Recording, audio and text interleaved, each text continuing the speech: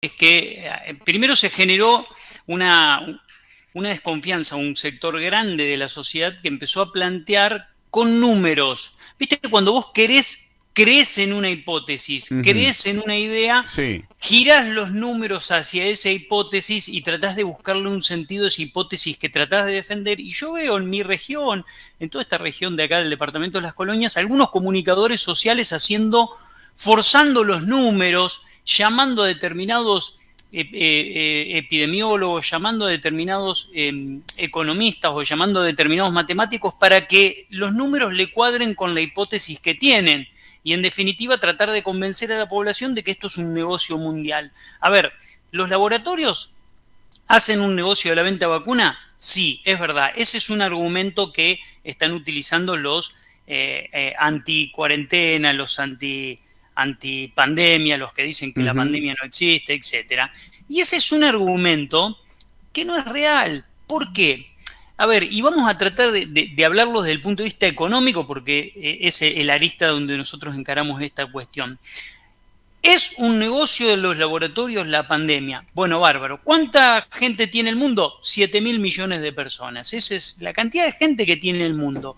¿Cuánto vale en promedio la vacuna? $15. ¿A ¿Por 15 qué te... dólares el promedio? El promedio es $15. Tenés las más caras, que son las que menos se vendieron, pero las que más se vendió en Sí. el mundo y la que más vacunó en el mundo es AstraZeneca, que es una vacuna muy barata, muy barata. Y el resto de las vacunas, en promedio, el valor de las vacunas es de $15. Si vacunamos a toda la población mundial, me da que la inversión de los estados es de 105 mil millones de dólares. Ahora, ¿eso es mucho? ¿Eso es poco? ¿Qué punto de referencia tengo que tomar para dimensionar ese negocio? Bueno, ¿cuánto cayó el mundo en el 2020? ¿Cuánto le costó la pandemia al mundo desde el punto de vista económico? Porque si van a hacer un negocio, tiene que ser positivo, no puede ser negativo. Bueno, ¿Puedo pasar este número a lo personal, digo, cualquiera que nos está escuchando? Yo pensé que sí, inclusive que era menor el costo. Yo decía que es un regalo. Algunos me hablaban de $1, $3, $5 de entrada. Mati, yo mismo lo puedo pasar. Digo, bueno, ¿cuánto me salía a mí vacunarme? Y, $15. Porque si hago el número $15 y lo que perdió uno, hablo de cualquiera el que nos está escuchando, muy nosotros bien. mismos, yo lo puedo, está bien trasladarlo a mi economía y también lo veo como algo negativo. Brillante comparación, brillante comparación. Si vos lo trasladás a cada persona que tuvo su comercio, lo tuvo que cerrar, Ujú. lo tuvo que tener durante 3 meses funcionando al 50% y otros 3 meses funcionando al 75% y todavía no llegó al 100% después de un año, obviamente que perdió más de lo que le costaba la vacuna. Bueno, en el mundo pasó lo mismo.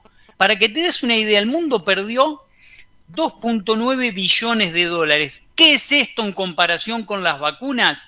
Con el negocio de las vacunas. Es 27 años seguidos de venta de vacunas por parte de todos los laboratorios en conjunto. Claro. Esa es la dimensión. Esa es la dimensión. Y Entonces, ahí ¿cómo está el número de que ganadores, obviamente, hay que tiene que ver con, sí, los laboratorios, ¿no? Sí, son los únicos ganadores, pero en definitiva, pensar que el mundo armó una pandemia para los Claro. laboratorios es una idiotez que no tiene ningún sentido desde donde uno la analice, porque el mundo perdió 27 veces lo que ganan los laboratorios, entonces no tiene sentido encararlo por ahí.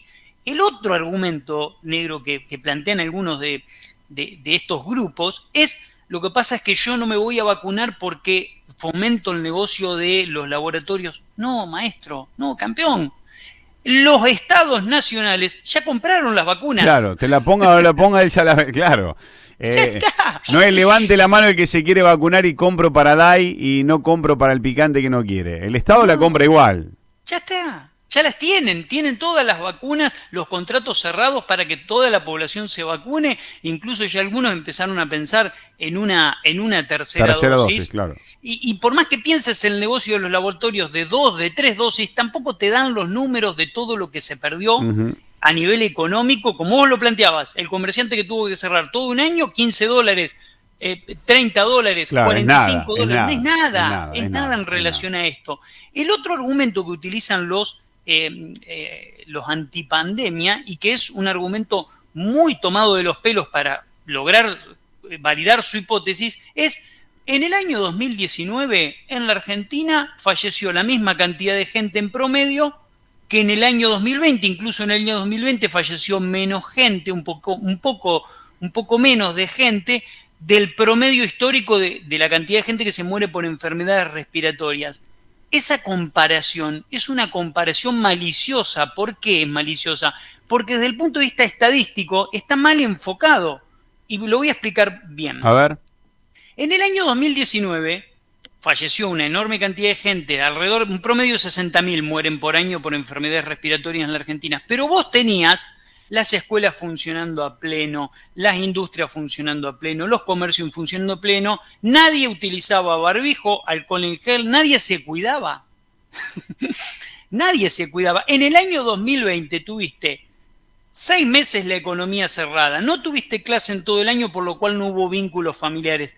No, estuvo prohibido durante todo el año 2020 en gran parte los vínculos sociales y todo el mundo utilizaba para encontrarse el barbijo, se higienizaba las manos de manera sistemática. Entonces, la caída en la cantidad de fallecimientos tiene que ver con que esto es como si vos en una autopista tenés, bueno, en el año 2019 en una autopista murieron 90 personas, en el año 2020 murieron 80, pero en el año 2020 tuviste una mano cortada todo el año, la otra mitad de la calzada estuvo funcionando con inspectores que controlaban todo el tiempo la velocidad y no se podía ir más de 30 kilómetros por hora.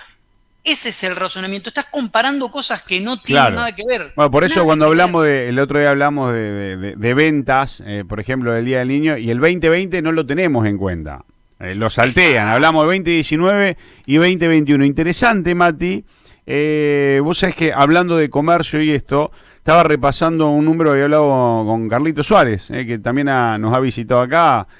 Carlos nos contaba de que de abril del 2020 a abril del 2021, estos datos del centro comercial, Mati, cerraron en la ciudad 1.390 locales comerciales en la ciudad. 1.390 locales comerciales.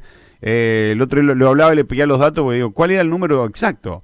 1.390 locales comerciales, como para que tengamos en cuenta si esos $15, como bien lo queríamos explicar, Mati, le hacen a una persona. Es un número, pero a comparación de la rueda, y lo paso a cada uno de nosotros, obviamente es nada.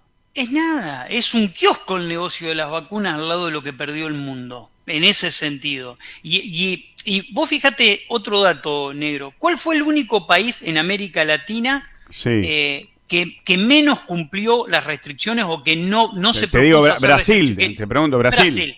Brasil, exactamente. La mortalidad por enfermedades respiratorias en Brasil subió un 22% en 2020 contra el resto de los años. Entonces, vos fíjate que cuando comparás estadísticamente países que no cumplieron restricciones, tenés un salto grande en la mortalidad. Y el último dato que utilizan los anticuarentenas, dato económico, con respecto a qué fue lo que pasó en el 2020, dicen que hubo una operación jaque mate de China al resto del mundo con la pandemia. ¿Cómo es esta operación? Dicen, lo que pasa es que China generó, mirá la idea, ¿no? China, la conspiración, generó la pandemia, ¿para qué? Para aprovecharse de que caigan todos los mercados. Lo compraban ellos más barato, digamos.